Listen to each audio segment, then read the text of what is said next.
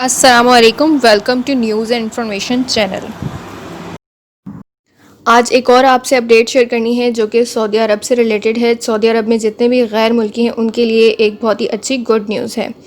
तो इस न्यूज़ को सुनाने से पहले आप सबसे गुजारिश है कि काइंडली अगर आपने अभी तक इस चैनल को सब्सक्राइब नहीं किया तो इस चैनल को सब्सक्राइब करें और बेल के आइकन पर ज़रूर क्लिक करें ताकि हर नई आने वाली वीडियो का नोटिफिकेशन आपको मिलता रहे। तो न्यूज़ की डिटेल की तरफ हम चलते हैं। सऊदी अरब की जो हुकूमत है उन्होंने जितने भी गैर मुल्की वहाँ पर रहते हैं उनके लिए एक बड़ा रिलीफ अनाउंस किया है, एक बहुत ही अच्छी गुड न्यूज़ अनाउंस की है।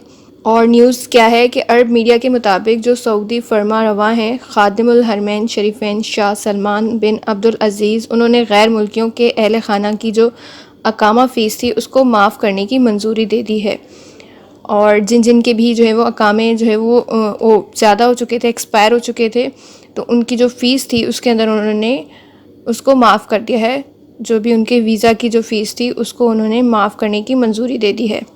तो ये जितने भी वहाँ पर जो गैर मुल्की रहते हैं, चाहे वो पाकिस्तान से हों या किसी भी और कंट्री से हों, उन तमाम लोगों के लिए ये न्यूज़ है कि जो सऊदी अरब के जो शाह सलमान बिन अब्दुल अज़ीज़ हैं उनका ये कहना है कि अकामा ख़त्म होने वाले जितने भी गैर मुल्की हैं उनकी एक माह की जो फ़ीस है वो माफ़ करने का उन्होंने ऐलान किया है, जबकि हस्ब ज़रूरत मज़ीद एक माह की फ़ीस भी माफ़ की जा सकती है। तमाम तर फ़ैसले जो है वो ये वायरस की जो सिचुएशन है इसको देखते हुए किए गए हैं।